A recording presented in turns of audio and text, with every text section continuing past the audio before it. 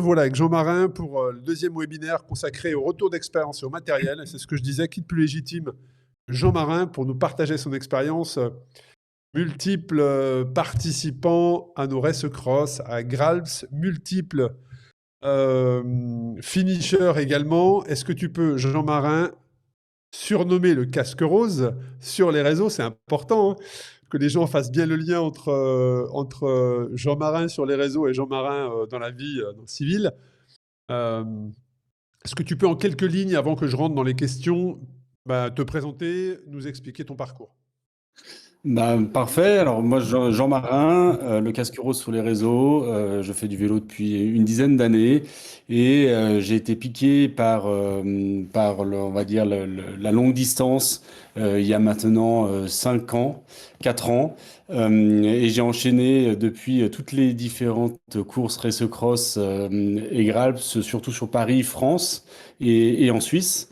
Et qui plus est, je suis marié avec 2 enfants de 4 ans et de 9 ans. Et donc, j'essaie de tout allier ça avec mon travail à 100% à l'hôpital de Genève. Et donc, voilà, je mène tout de front et tout se passe merveilleusement bien parce que je suis bien accompagné et ça me permet aussi de m'entraîner et de partager mes expériences avec vous. Bon, génial. C'est vrai qu'on a eu l'occasion de voir toute la petite famille sur différentes arrivées, effectivement. Alors, merci pour cette présentation, Jean Marin. On va rentrer dans la discussion. L'objectif aujourd'hui, c'est de parler matériel, de parler retour d'expérience. On va parler tout de suite de matériel, mais en l'occurrence, le vélo et le setup. Est-ce que tu peux nous partager, Jean Marin, l'évolution de ton setup au fil des ans? C'est-à-dire, qu'est-ce que tu as fait évoluer sur ton setup sur ton vélo, que ce soit sur Gralps, mais aussi sur les Race Cross Series? Donc, comment aujourd'hui tu es équipé et qu'est-ce que tu as fait évoluer? Est-ce que c'est la Alors, position? Est-ce que c'est la bagagerie? Est-ce que c'est les aéros? Est-ce que c'est les pédales? Ah, tu vois, parce que tu peux d'avoir des pédales de route et au final, sur ton vélo de route, tu as pu mettre des pédales gravel. Voilà, je te laisse la parole sur ça. Alors c'est très intéressant et c'est comme dans tout projet sportif, même de voyage. La première race cross, je l'ai fait en duo, Race Cross France 300 km et j'avais un vélo beaucoup trop chargé, beaucoup trop de sacoches, beaucoup trop de matériel et qui en fait m'a servi à rien, à part me mettre du poids. J'avais une sacoche de cadre, un top tube, j'avais une sacoche de guidon, j'avais sacoche de selle. Et donc en fait, et donc sur 300 km, ça servait complètement à rien. J'avais des pédales de route. J'étais vraiment orienté route et puis avec beaucoup trop de matériel. Donc en fait, ce que j'ai fait évoluer dès ma deuxième course, c'était baisser le volume. Tout simplement, pas besoin d'avoir autant de matériel sur soi, surtout pour des distances de 300 km. Donc, par exemple, j'ai plus du tout de sacoche sur le guidon. Sur les 300 km, j'ai plus de sacoche de 4, j'ai juste un top tube de 2 litres. Et par contre, j'aime bien prendre un camel bag. Et comme ça, j'ai ma flotte, surtout pour la nuit. Cette année, ça va être différent. Les courses de 300 km vont être des courses de jour. Mais avant, c'était de nuit, donc j'aimais bien avoir un peu une poche d'eau et j'avais un peu de matériel dedans. Et ce que j'ai fait évoluer aussi, je vais refaire évoluer cette année parce que j'ai une nouvelle configuration, mais j'étais en pédale de gravel, de VTT, pour le confort. Donc voilà, je suis passé des chaussures très rigides de route à des chaussures plus confortables. Et là, j'arrive sur un nouveau système qui n'est pas Shimano ni quoi, voilà, qui est un nouveau système. Donc, je vais essayer d'un nouveau matériel cette année. Et, euh, et voilà un peu ouais, la différence, c'était surtout le matériel et le textile. Je prenais beaucoup trop. Je prenais beaucoup trop lourd aussi. J'ai de la chance d'avoir pu faire évoluer mon matériel et d'avoir pu comprendre ce qu'il fallait aussi. Donc voilà, tout ça qui a fait que maintenant, pour un 300 km, j'ai vraiment une sacoche de sel, un top tube et c'est tout. Bon, c'est vrai qu'on dit souvent en ultra, sur les premières comme ça, les premières expériences, on dit souvent qu'on emmène ses peurs avec soi. C'est-à-dire que on emmène trop de confort. Mais ça, c'est l'erreur classique, hein. Moi, je me souviens, sur une Race Cross France, une fois, j'ai vu un coureur arriver et partir avec son réchaud, ses gamelles. Pardon. Et effectivement, on voit différents formats. Et bah, c'est bien que tu en parles parce que cette erreur-là d'amener trop de confort avec soi, c'est généralement l'erreur, je sais pas si on peut dire l'erreur du débutant, mais on emmène souvent ses peurs avec soi. En tout cas, voilà, c'est j'ai peur d'avoir froid, je prends un textile en plus. J'ai peur Le- d'avoir faim, bah, je prends de la bouffe beaucoup je, trop et tu prends 15 barres et tu vas en manger qu'une. Donc ça, c'est classique. Mais quel est je est-ce que peux, c'est les bagages? Est-ce que c'est l'alimentation? Est-ce que c'est vraiment le matériel? mais Qu'est-ce que alors, tu as fait vraiment la grosse différence pour toi entre tes débuts, ta première expérience en duo et aujourd'hui où tu es quand même expérimenté? Ça a été quoi le game changer pour toi? bah, c'est aussi le partage d'expérience et de discuter avec d'autres personnes. J'ai le souvenir de la première Galps, donc il y a 2 ans. Je me suis quand même retrouvé au bout de 2 jours à la poste parce que j'avais, pour envoyer du matériel chez moi, parce que j'avais beaucoup trop de matériel de réparation. J'avais 3 chambres, 4 chambres à air sur moi alors que les magasins sont ouverts, par exemple. J'avais un cuissard par jour. Ça, plus jamais maintenant, maintenant je prends un cuissard pour tout l'événement et que j'arrive à nettoyer, voire 2 cuissards. Mais donc, je prends beaucoup moins de matériel de rechange. Ce que je garde, par contre, c'est une paire de gants en plus, c'est une paire de chaussettes en plus. Mais avant, je suis parti sur la grappe, j'étais parti avec 4 paires de chaussettes. J'avais un habit, un set d'habits par jour. J'avais 2 doudounes. J'avais quoi, c'était. Et donc, je me suis retrouvé à la poste en Italie à balancer mon matériel parce que c'était beaucoup trop, quoi. Donc, c'était vraiment. Moi, c'était et beaucoup trop de matériel, beaucoup de nourriture, beaucoup trop de nourriture, beaucoup trop de matériel de réparation. Et aussi, pour la première grappe, je sais pas pourquoi, j'ai eu peur. J'ai emmené mes peurs avec moi. J'avais une trousse à pharmacie. Je pense que j'aurais pu sauver un village en entier, en Italie avec tout ce que j'avais sur moi. Et donc, ça aussi, maintenant, j'ai le strict minimum sur moi et ça suffit amplement. Donc c'est quoi de ce que tu dis? Bon, il y a eu de la prise d'expérience, il y a aussi le Mhm. fait d'accepter l'inconfort et de te dire, bah, de toute façon, Mhm. c'est pas grave en fait, je suis sale, c'est pas grave, j'aurai un petit peu faim au pire, c'est pas grave. C'est aussi la prise de confiance en soi sur le fait de trouver des Ouais, solutions dans l'instant présent. J'ai d'ailleurs exactement. sorti, hein, je fais le parallèle, mais un épisode sur Ultra Talk. Quel est l'impact des sports d'endurance dans sa propre identité? Et il y a un Ouais. lien avec la confiance en soi. Quand tu Ah termines oui. une épreuve d'ultra-distance, ça fait bouger certaines lignes et donc tu as un peu plus confiance en toi qu'au départ parce que tu as été en capacité à surmonter bah, tel ou tel fait de course ou d'épreuve qui pourrait arriver. Et donc tu te sens quand même en ayant Ouais. beaucoup plus confiance en toi. Donc tout ce que tu décris là, je le conçois parfaitement. Ce qui est intéressant en plus, c'est que sur les personnes qui nous écoutent, en tout cas qui sont connectées actuellement, parce que l'épisode va être enregistré, va être rediffusé sur les différentes plateformes, mais la majeure partie des personnes qui nous écoutent vont sur une première Race Cross Series en 2026. Donc c'est pour ça que c'est très intéressant ce que tu partages. Tu vas très probablement leur faire gagner du temps dans Mhm. l'apprentissage et leur faire éviter des erreurs. Donc c'est le fait de se dire, ben, c'est bien d'emmener des choses, mais attention à ne pas emmener trop de choses. Et souvent, nous on le voit, il y a beaucoup de cyclistes ultra-distance sur les épreuves qui, la veille du départ, le jour du départ, défont tout leur sac, posent tout par terre, refont leur sac. Et je pense qu'à compter du moment où vous vous posez la question, est-ce que j'en ai vraiment besoin? Déjà la réponse, on l'a quasiment, quoi. C'est, bah, si tu te poses Mhm. la question, c'est que non, c'est pas essentiel. Donc, il faut Exactement. réfléchir au fait de dire, bah ouais, finalement, je ne le prends pas. Et moi, je me suis retrouvé une fois dans la même situation que toi, Jean-Marin, aller à la poste et à faire un colis pour le renvoyer parce qu'en fait, je m'étais bien rendu compte que je n'aurais pas besoin. Donc Exactement. ça, c'est clair. Et puis ensuite, plus sur un retour d'expérience, Jean-Marin, sur les personnes qui vont débuter, qu'est-ce que tu leur conseilles en termes de... Là, je parle d'un retour d'expérience sur est-ce qu'on va tout de suite sur un 500 sur un 1000? Est-ce qu'on commence par un 300 solo? Est-ce qu'on fait un 500 duo? Qu'est-ce que tu peux, toi, partager sur ça? Parce qu'on constate qu'effectivement, les équipes représentent une grosse partie de nos inscrits, en tout cas en 2025. Et c'est une manière aussi de dire, on va vivre quelque chose ensemble. Mais qu'est-ce que Mhm. tu peux partager, toi, sur ton retour d'expérience? Bah, il y a 2 choses. J'ai pu faire des 300 solos, des 300 duos, des 500 duos, 500 solos. Et, et c'était des courses de nuit. Moi, je trouve ce qui est vraiment intéressant, c'est de faire c'est un peu initiatique de rouler la nuit pour une première ultra. Moi, je conseillerais quand même, soit de partir cette année sur un 300, solo ou duo, parce que ça peut tester les amitiés aussi, ou un 200 by night.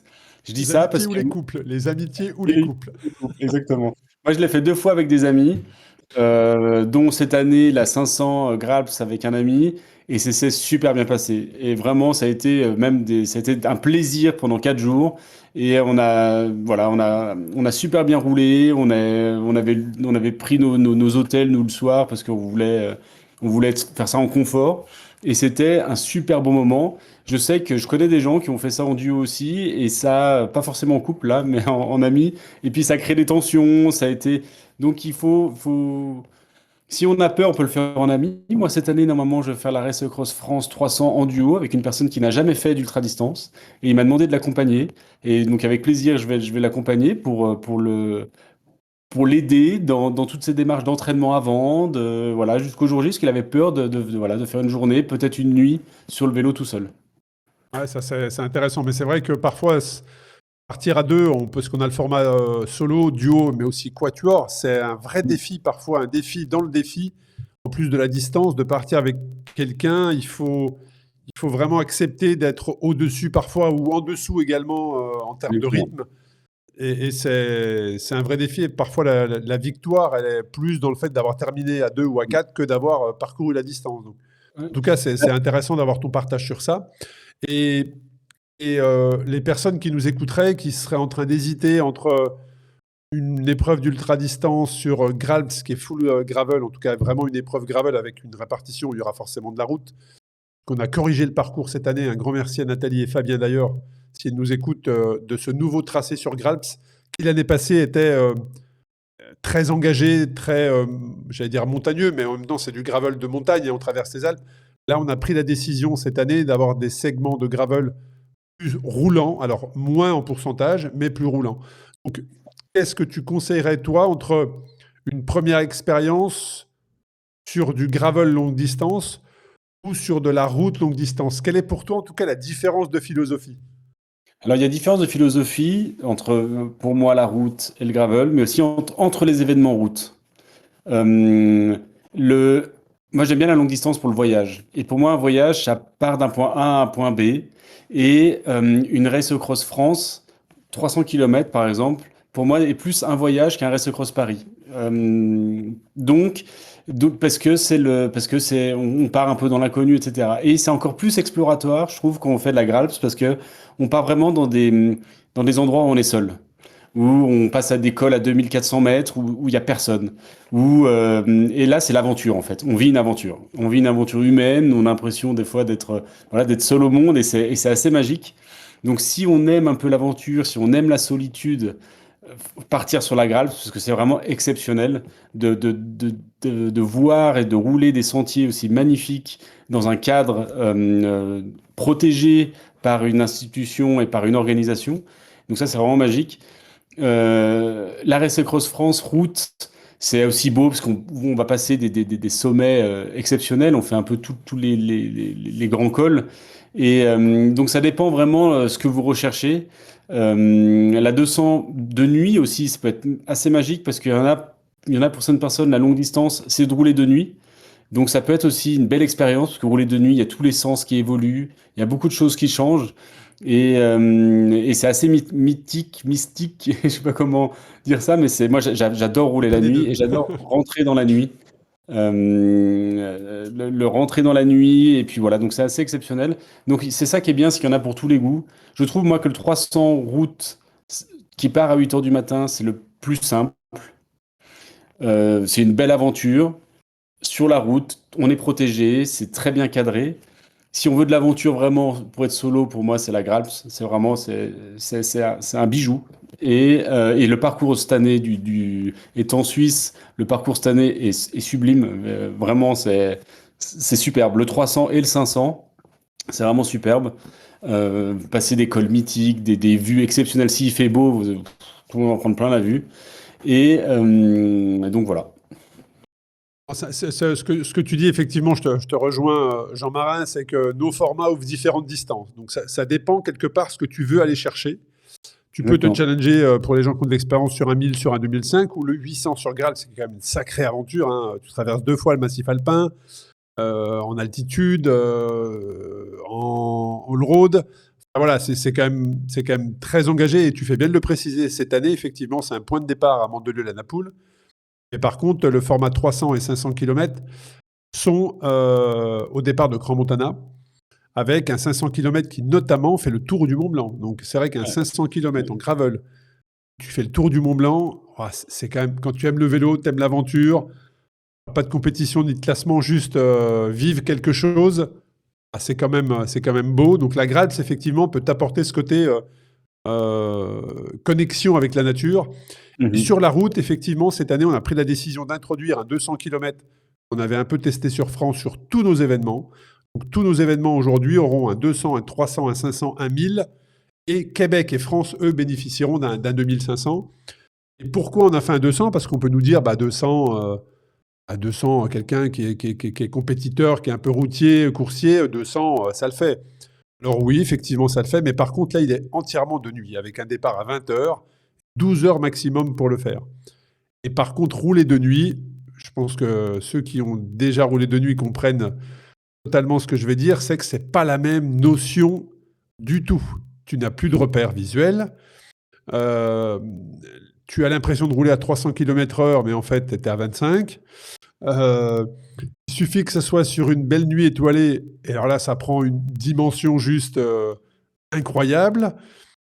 Enfin, bref, c'est vraiment une expérience. Et 200 km de nuit, ça n'a rien à voir avec 200 km de jour. Et puis après, le 300, le 500, c'est pour franchir les étapes et en fonction de ce que tu veux faire. Euh, Effectivement, alors je vois qu'il y a quelques messages qui ont été postés. Effectivement, sur Grals, on a fait le choix cette année d'avoir un tout petit peu moins de gravel que l'année passée parce qu'on avait eu des retours comme quoi il était trop engagé l'année passée. C'est-à-dire que les sections gravel étaient trop engagées, ça tapait vraiment. Donc on a pris la décision cette année de revoir la totalité de notre parcours, c'est ce que je disais juste avant, et avec effectivement des sections de gravel qui seront vraiment des sections de gravier roulant et non pas avec du portage et non pas parfois des sections qui étaient VTT ou qui pouvaient surprendre les coureurs qui arrivaient en vélo carbone et 35 mm. C'était compliqué. Donc là, on a fait ce choix-là et il se trouve plutôt aujourd'hui le retour que l'on a en termes d'inscrits en tout cas est plutôt favorable puisque au moment où on se parle, on a déjà quasiment sur le distance de 300 et 500 km 2 voire 3 fois plus d'inscrits que l'année passée. Euh, donc l'événement est déjà en forte progression par rapport aux années passées, un événement qui va sur sa 3e édition. Donc voilà, c'était juste le petit point d'ajustement, mais effectivement, pour continuer dans ce que tu disais, Jean-Marin, on offre des formats qui répondent à l'envie de challenge de, j'allais dire tout le monde, quoi, hein, de 200 jusqu'au 1000, voire 2500.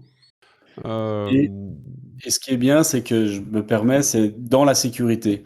Pareil, première Gralps, je me suis retrouvé à 2 heures du matin, perdu, déboussolé, 3 heures du matin, parce que c'est souvent entre 2 et 5-6 heures qu'on commence à être déboussolé, et ouais. d'appeler le PGO, donc la sécurité, qui m'a recadré, qui m'a remis sur le chemin, qui m'a aidé, tourne à droite, tourne à gauche. Donc, on est, ils sont là pour nous surveiller, mais ils sont là aussi pour nous aider.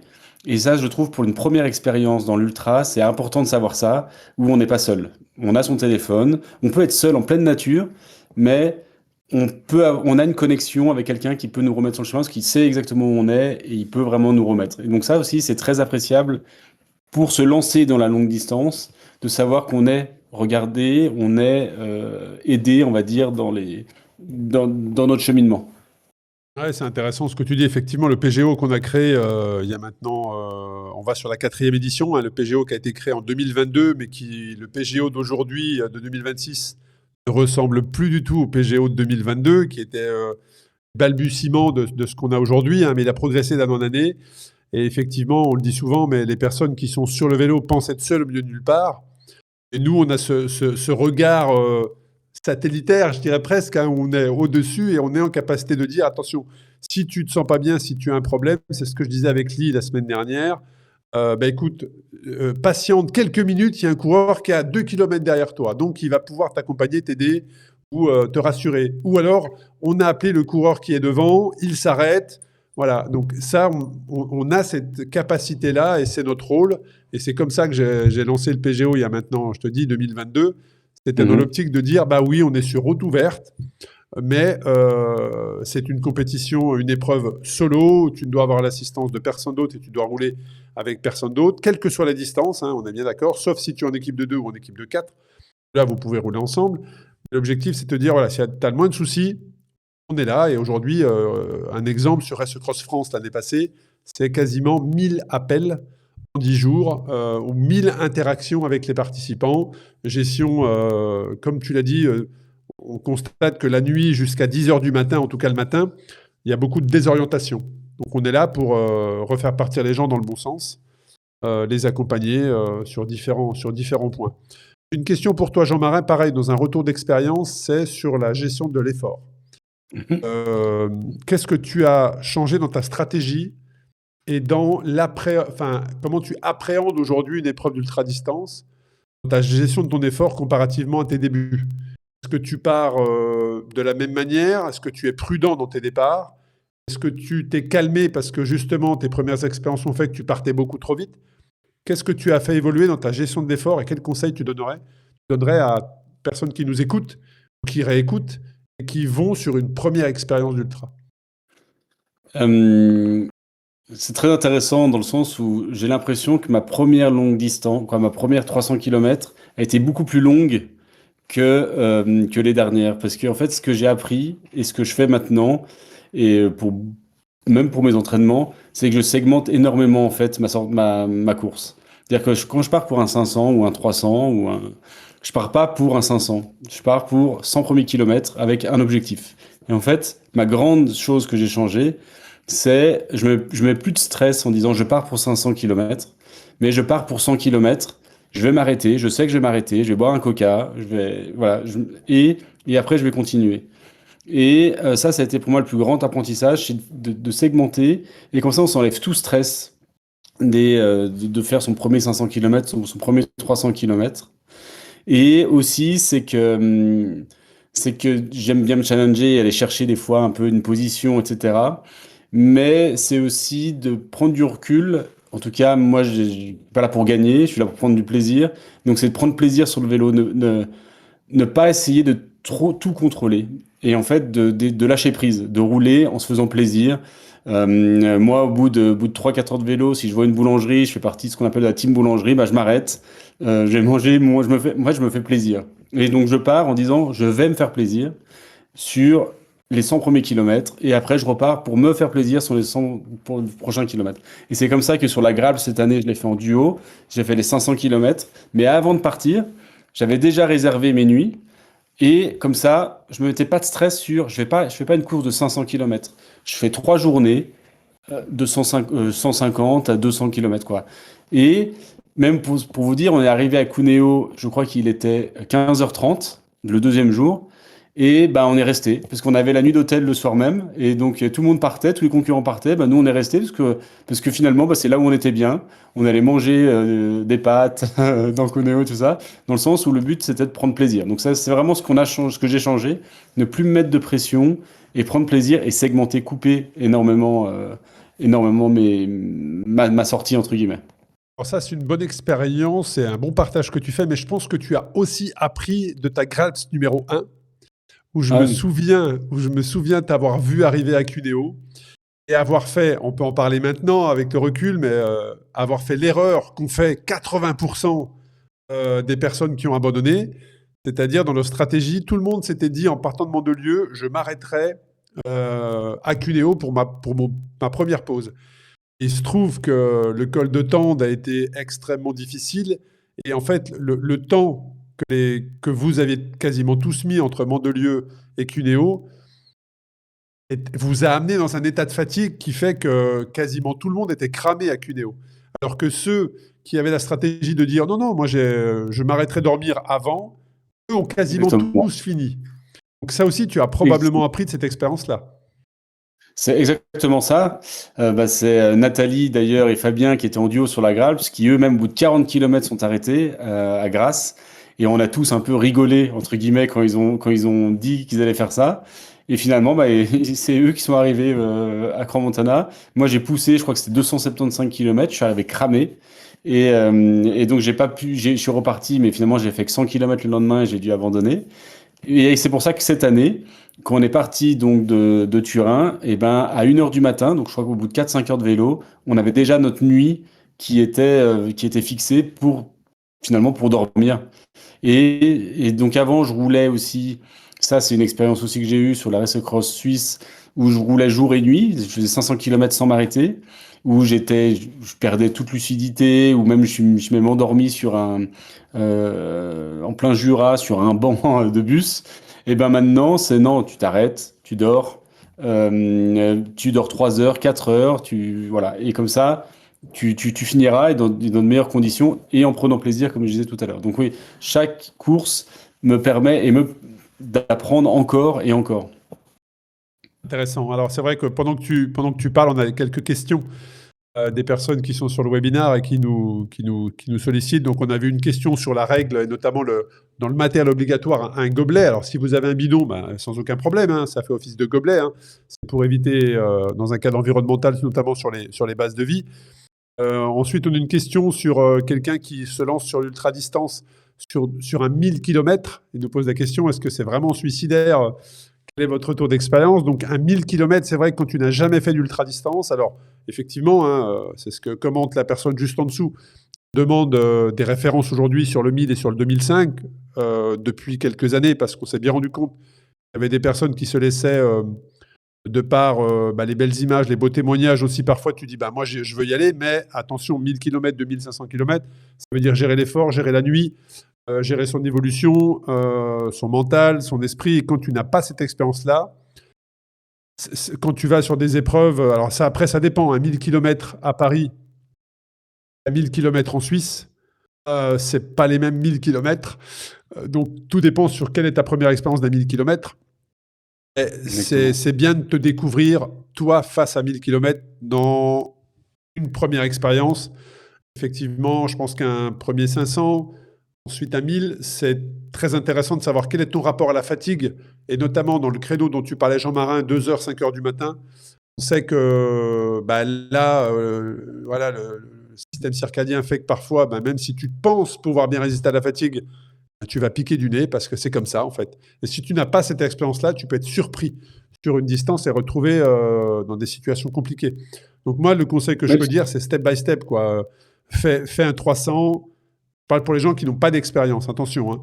Fais un 300, prends tes repères, fais un 500, prends tes repères, et après tu pourras évoluer. Mais ce que tu disais en découpant en fait l'objectif et les distances, c'est, je pense, la meilleure stratégie, adoptée qui va te permettre, qui va te garantir en tout cas d'être finisher.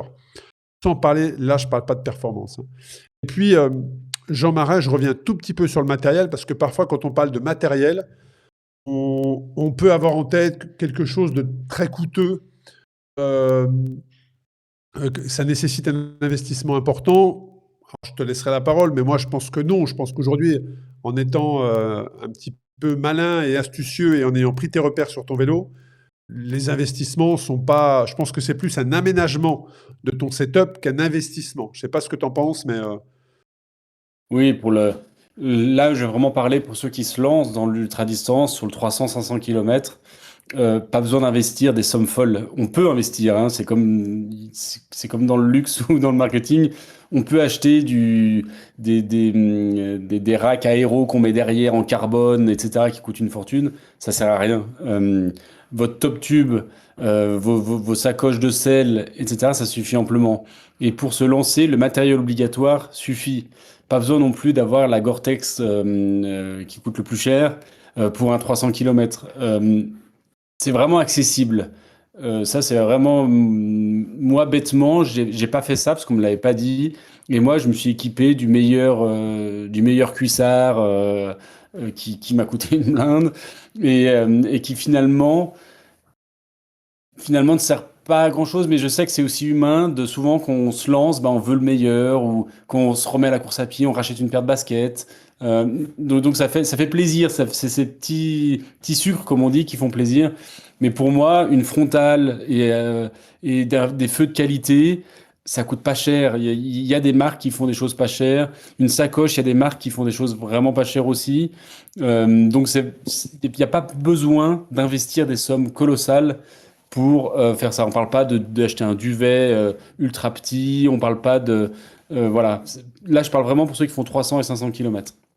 Ah oui, Moi, pour je vous suis dire, d'accord hein, sur. par exemple, Allez-y, je te laisse terminer. sur la Grappe, j'avais acheté un petit duvet ultra compact, ultra chaud, etc., que finalement, j'ai pas utilisé. Et donc ça faisait partie de mon colis qui est reparti. Et en fait, moi, maintenant, j'ai un bivy de couverture de survie. Et en fait, je me mets dedans et ça me suffit amplement. Sur les courses en été, ça suffit amplement de dormir là-dedans. Et donc, c'est tout petit, ça coûte vraiment pas cher. Vous pouvez acheter ça sur tous les sites internet ou dans les magasins de vélo. Et ça suffit amplement, par exemple. Là, on parle de 40 francs, 40 euros contre 300, 400 euros un duvet. Ouais, je te rejoins, effectivement, il faut être un petit peu malin. Et surtout, aujourd'hui, maintenant, il y a quand même de plus en plus de forums, hein. On a un forum nous, sur Facebook, Race Cross, mais il y a quand même beaucoup, beaucoup aujourd'hui de storytelling autour bah, voilà, je vous partage mon aventure, des vidéos également qui expliquent comment les gens sont équipés. Donc, je pense qu'il faut vraiment aller voir sur les différents réseaux, les différents sites, les différentes vidéos qui vont vous permettre de prendre de l'expérience. Ça ne nécessite pas effectivement un investissement. Déjà que le vélo en lui-même, les roues, tous ces périphériques-là sont déjà coûteux. Vraiment, pour se lancer dans l'ultra, très sincèrement, il y a des choses qui sont quand même très accessibles. Une question également d'une personne qui est connectée, qui nous dit, est-ce que pour les débutants, essayer de rouler 4 jours avec des arrêts à l'hôtel, sans pour autant être sur une compétition, est une bonne idée? Alors, je dirais que c'est une très très bonne idée pour se préparer. Et je pense que quand tu te lances sur un 1000, je reviens à la question du dessus, mais quand tu te lances sur un 1000 km, si tu as fait un week-end de préparation ou deux, c'est quand même appréciable parce que ça va te permettre de vérifier ta position, tes douleurs, où est-ce qu'elles arrivent, est-ce que c'est au genou, est-ce que c'est à la nuque, est-ce que c'est aux mains, et de pouvoir corriger ta position. Ça va permettre de pouvoir vérifier ton matériel. Quand je dis ton matériel, c'est tes sacoches. Est-ce qu'elles sont bien positionnées? Est-ce que tu les as bien accrochées? Est-ce que ça ballotte pas trop? Est-ce que là où tu pensais mettre ton alimentation et que ça soit le meilleur endroit, est-ce que c'est réellement le meilleur endroit? Ou est-ce que la manière d'évoluer sur le vélo, c'est pas à droite, finalement c'est à gauche? Donc je pense que c'est une très bonne idée, Exactement. dans le cadre de la préparation d'un événement, de faire 2-3 jours de vélo avant, de partir avec des amis, pourquoi pas, pour vérifier que ce que tu t'étais imaginé, dans la réalité, on n'en est pas loin, ou si, heureusement que tu l'as fait parce qu'on était complètement à côté de la plaque. Oui, oui, je pense que c'est nécessaire. Je vais vous prendre un exemple tout simple de ma première fois que j'ai fait donc la Race Across France 300 km. J'avais jamais roulé de nuit. Et avant, j'avais dit, tiens, je vais quand même faire une sortie de nuit. Et en fait, j'avais mis ma lampe, parce que j'avais une frontale, j'avais mis ma lampe sur mon cintre, mais je l'avais mis à droite. Et en fait, parce que je ne pouvais pas la mettre au mieux, je l'ai mis à droite. Et en fait, on roule à droite. Et donc, le faisceau de lumière cachait les voitures. Quoi, les voitures en face ne me voyaient pas. Et ça, c'est quelque chose, je n'avais pas du tout réfléchi à ça. Et c'est en roulant une fois la nuit, je fais, ah, ok, d'accord, en fait, c'est ça. Mets-la à gauche. Comme ça, les gens te voient. Pareil, sur le haut-banc, j'ai une lumière. Ben, je l'ai mis à gauche. Avant, je l'avais mis à droite. Voilà, tous ces petits détails que j'ai appris en fait, en me mettant en situation. Et voilà. Et donc, je reviens aussi sur l'apprentissage pendant les courses. Et ça peut être très bien si on roule aussi comme ceci en s'entraînant. C'est si on a des sacoches, oui, où est-ce qu'on met son matériel? La nourriture, on la met dans le top tube ou on la met derrière, ou on la met dans le cadre, etc. Et ça, c'est vraiment de l'apprentissage. Et moi, j'ai gagné énormément de temps comme ça. Et par exemple, les affaires que j'utilise pas, ou je pense que je n'ai pas utilisé, ou j'espère pas utiliser, c'est dans ma sacoche de selle, tout au fond. Ma nourriture, elle est devant. Sur un 300 km, on peut prendre un petit power bank, mais ça, pareil, je le mets dans un endroit où je ne vais pas l'utiliser. Donc, c'est intéressant de le faire. Mais toujours, moi, c'est ce que je dis aux gens avec qui je fais des sauces à rail le mardi, etc. Il faut toujours garder cet esprit plaisir.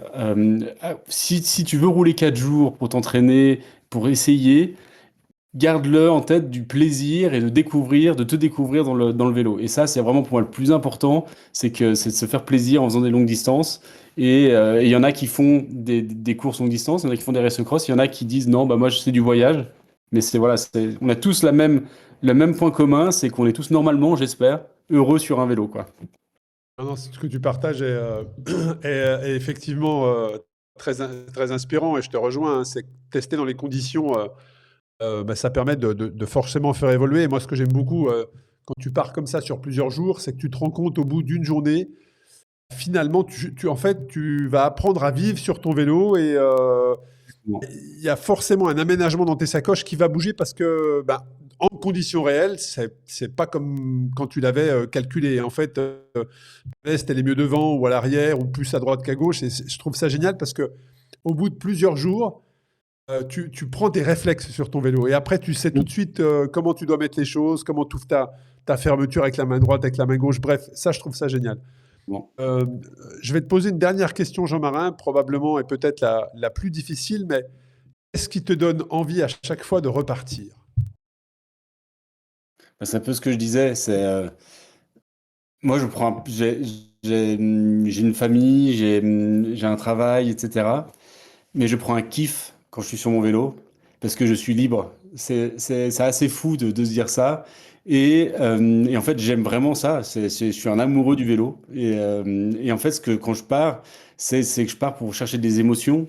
Je pars pour chercher cette solitude. Tout à l'heure, j'ai dit que j'aimais la nuit. J'aimais rentrer dans la nuit parce que j'aime ce côté où on rentre en réflexion avec soi-même. Moi, c'est mon yoga, le vélo. Et quand on rentre dans cette nuit-là, pour moi, il y a tous mes sens qui s'éveillent et je suis vraiment dans cette partie réflexion. Et c'est ce que je cherche quand je pars aussi longtemps ou quand je pars faire des courses de plusieurs étapes. C'est vraiment d'être avec moi-même et tout simplement de kiffer, en fait, d'être vraiment bien sur mon vélo. Est-ce que c'est un endroit où je suis moi-même, et c'est ce que j'essaye de dire à tout le monde avec qui je roule, garder le sourire, quoi.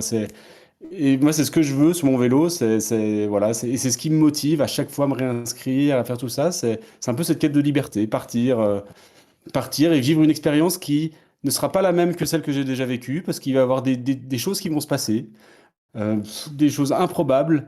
On va peut-être déchirer un pneu, on va peut-être rencontrer des animaux. Sur la Grappe, il y a 2 ans, avant d'abandonner, je me suis retrouvé chez une grand-mère italienne qui m'a fait un ragoût de pâtes et des pâtes. Jamais j'aurais pensé vivre ça. Et voilà, en fait, c'est un voyage et puis on vit des choses extraordinaires. Et donc, chaque fois que je m'inscris, je me dis peut-être et j'espère que je vais vivre encore une chose extraordinaire qui n'est pas normale, entre guillemets. Anecdote, je pense que pour la 10e édition, l'année prochaine, on pourrait faire un livre des anecdotes, mais des histoires comme tu viens d'expliquer. Ah, ça, c'est des trucs que tu ne rencontres pas dans la vie courante. Donc, en tout cas, un grand merci bah, pour tout ce que tu viens de nous dire comme bon conseil. Je pense que tu as fait gagner du temps et beaucoup d'erreurs. Enfin, tu as évité beaucoup d'erreurs à beaucoup de personnes qui écoutent ce webinaire. J'ai deux questions là. J'en profite, hein, je réponds aux questions en même temps. Mais il y a Benoît qui nous demande un petit conseil concernant les animaux la nuit. Alors, on en a parlé la semaine dernière. Effectivement, les animaux la nuit, ben, il y a plusieurs techniques, hein. Déjà, c'est ton éclairage, être bien éclairé pour avoir un bon champ de vision, et ça, c'est très, très important. Le deuxième point, c'est on a mis dans le matériel obligatoire l'année passée un sifflet. C'est pas uniquement en cas d'urgence quand tu es coincé dans un fossé et que tu peux pas te relever d'alerter, hein, ça sert à ça. C'est pour ça qu'il faut que le sifflet soit accroché à ton sac à dos ou alors à ta veste, mais en tout cas soit accessible facilement. Et le sifflet, c'est aussi pour dissuader les animaux la nuit. Un petit coup de sifflet régulièrement, ça peut permettre de dissuader. L'autre technique, c'est de chanter. Beaucoup le font en ultra-distance. On a de très très grands chanteurs et chanteuses. Donc voilà, en tout cas, il faut être méfiant, il faut être visible et il faut surtout alerter et pas hésiter à faire du bruit la nuit.